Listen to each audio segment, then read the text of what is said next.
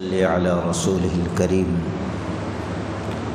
بسم اللہ الرحمن الرحیم عن ابی قتادہ رضی اللہ تعالی عنہ ان رسول اللہ صلی اللہ علیہ وسلم قام فیما فذکر ان الجہاد فی سبیل اللہ والایمان باللہ افضل الاعمال۔ رواہ الترمذی۔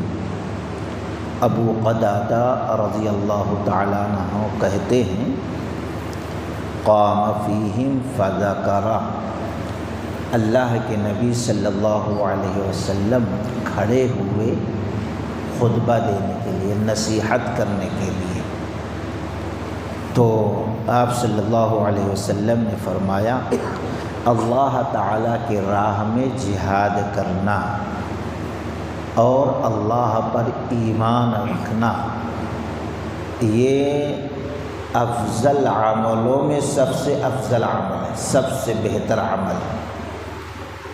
ایک صحابی کھڑے ہوئے اور کہے اللہ کے نبی علیہ السلام اگر میں اللہ کی راہ میں شہید ہو جاؤں تو کیا میرے سارے گناہ معاف ہو جائیں گے؟ میں معاف کر دیا جاؤں گا؟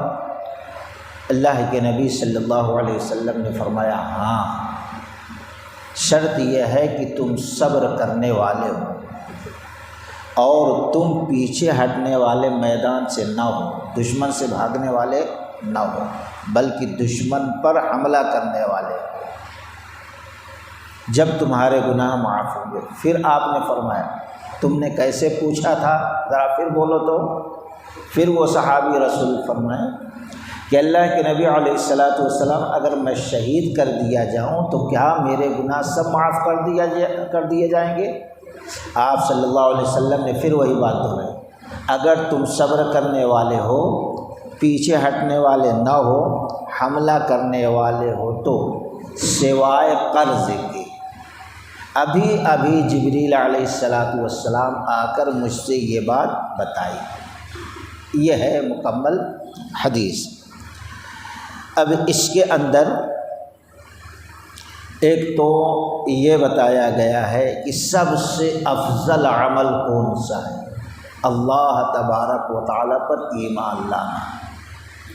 ایمان لانے سے پہلے انسان کتنا ہی گناہ کیوں نہ کیا ہو، کون سا ہی گناہ کیوں نہ کیا ہو، لیکن ایمان لانے کی برکت سے اللہ تبارک و تعالیٰ اس کے سارے گناہ دھو دیتا، ایک بھی گناہ باقی نہیں رکھتا۔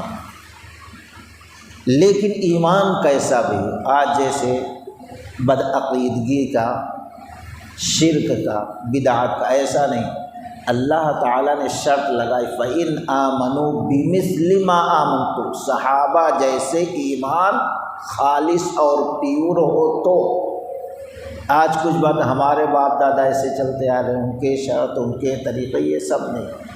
ایمان ویسے ہی ہو جیسے صحابہ نے اللہ پر لایا اور پھر نبی کی کیسے اتباع کی۔ اگر ایسا ایمان ہے تو کتنا بھی، کون سا بھی گناہ ہو اللہ تعالیٰ بخش دے گا۔ ایک یہ فائدہ، اور دوسرا فائدہ کیا ہوگا، جو بھی ہم عمل کریں گے جتنا ایمان مضبوط ہوگا، خالص ہوگا، اتنے اعمال صالحہ میں اضافہ بھی ہوگا، ثواب میں اضافہ بھی ہوگا۔ اب اس کے بعد اگر کوئی عمل ہوتا ہے جس کی وجہ سے اللہ گناہ معاف کرتا، تو ایسا جہاد جو صرف اور صرف اللہ کی رضا کے لیے، خالص اللہ کے لیے ہو، اور دوسری چیز اس کے اندر مال ضائع ہو رہا ہے، صبر کر جانا، زخم پہ زخم، تلوار پہ تلوار، گولیوں پہ گولیاں لگ رہی ہے، کتنی بھی تکلیف ہو انسان برداشت کرے، خودکشی نہ کرے۔ اگر خودکشی برداشت نہیں ہو، خودکشی، تو پورے اعمال ضائع ہو جائیں گے۔ اللہ کے نبی صلی اللہ علیہ وسلم سے بتایا گیا کہ فلاں شخص دشمن میں گھس رہا ہے تو سب پہ سب الٹ دے رہا ہے، نبی نے فرمایا وہ دوزخی ہے۔ صحابہ کو پریشان، جان پہ کھیل کر اس طریقے سے جنگ کر رہا کریں، دوزخی پیچھے لگ گئے۔ تھوڑی دیر میں 2-3 زخم آئے، برداشت نہیں ہو سکا، تلوار یوں رکھا، اس کے اوپر گر گیا، ہلاک کر گیا۔ تو وہ صحابی رسول بھاگ کے آئے، اللہ کے نبی نے سچ کہا، ہاں وہ دوزخی ہے۔ لیکن آج بہت سے لوگ خودکشی کا معاملہ کیسا عام ہو گیا ہے، اور پھر خودکشی کرنے والے کے اوپر، جیسے ایک لڑکی نے کیا تھا شوہر سے بیزار ہو کر جہیز کے مانگ پر، اب اس کے اوپر پورے دنیا کے لوگ، پورے مسلمان کے لوگ ہمدردی بتائے۔ ہمدردی بتانے کی ضرورت نہیں، جب اس کا ایمان ہی درست نہیں تھا، اگر ایمان درست ہوتا تو یہ کام نہیں کرتے۔ تو اللہ کے نبی صلی اللہ علیہ وسلم نے فرمایا صبر کرنا، دوسرے تیسرے یہ جو عمل کر رہے ہو خالص اللہ کے لیے اگر تم کر رہے ہو تو اللہ تبارک و تعالیٰ سارے گناہ معاف، لیکن سوائے قرضے کے۔ لیکن آج ہم دیکھتے ہیں قرض لینا ایک فیشن ہو گیا ہے۔ کتنا بڑا بھی مومن ہو، کتنی بھی نیکیاں کیوں نہ کر لے، کتنے بھی اعمال صالحہ کیوں نہ کر لے، اگر قرض کی حالت میں اس کی موت ہو رہی ہے تو اس کی بخشش نہیں ہے۔ یہاں تک کہ جنازہ رکھا جاتا، اللہ کے نبی صلی اللہ علیہ وسلم کا طریقہ تھا، سنت تھی، پوچھتے اس کے اوپر قرض تو نہیں ہے؟ قرض ہے، پیچھے ہٹ جاتے، میں نہیں پڑھوں گا، تم لوگ پڑھ لو۔ صحابی پر ایمان لائے، ساری عبادتیں کیے، جہاد کیے، روزہ رکھے، لیکن پھر بھی نہیں کرتے تھے۔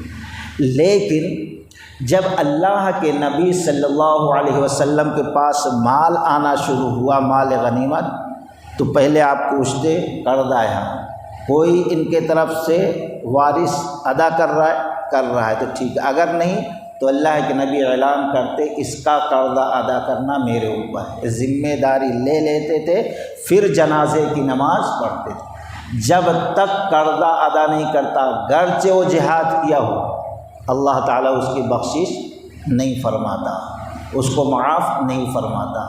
لیکن آج کتنے لوگ ہیں قرضوں میں ڈوبے۔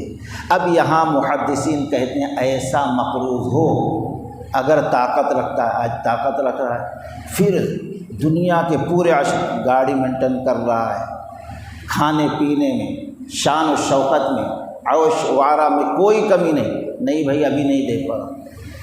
اگر ہم نے کسی کو زبان دیا دیں گے قرضہ، اس تاریخ کے بعد اب اگر نہیں دیتے، طاقت رکھنے کے باوجود اس کا مال رکھ دیے، یہاں کاروبار میں لگا دیے، یہاں ڈیولپ کریں گے اور کریں گے، بعد میں دیں گے، اللہ کی قسم وہ حرام کا، ہم جو کمائیں گے مال وہ حرام ہوگا، کیونکہ دوسرے کا پیسہ لگا کے ہم کما رہے ہیں، اللہ کی وہ اجازت نہ دے دے ہم کو۔ اگر اجازت دے دیا تو ٹھیک ہے، ورنہ طاقت رکھ کے ہم نہیں دیں گے۔ آج کل ڈیولپ کریں گے، ڈیولپ تو جتنا بھی کمائیں گے وہ حرام ہوگا ہمارے، ہم حرام کھائیں گے اور گھر والوں کو کھلائیں گے۔ تو جب حرام کھائیں گے، کھلائیں گے، مسلمان کو دھوکہ دیں گے، بدعہدی کریں گے، جھوٹ بولیں گے، خیانت کریں گے، تو کہاں اچھا عمل کرنے کے اللہ توفیق دے گا؟ پہلی بات توفیق ملے گی نہیں، ملے گی تو اللہ قبول کرے گا نہیں۔ اس لیے اس اہم چیز جو آج دنیا میں عام ہے، ہم اس پر غور کریں۔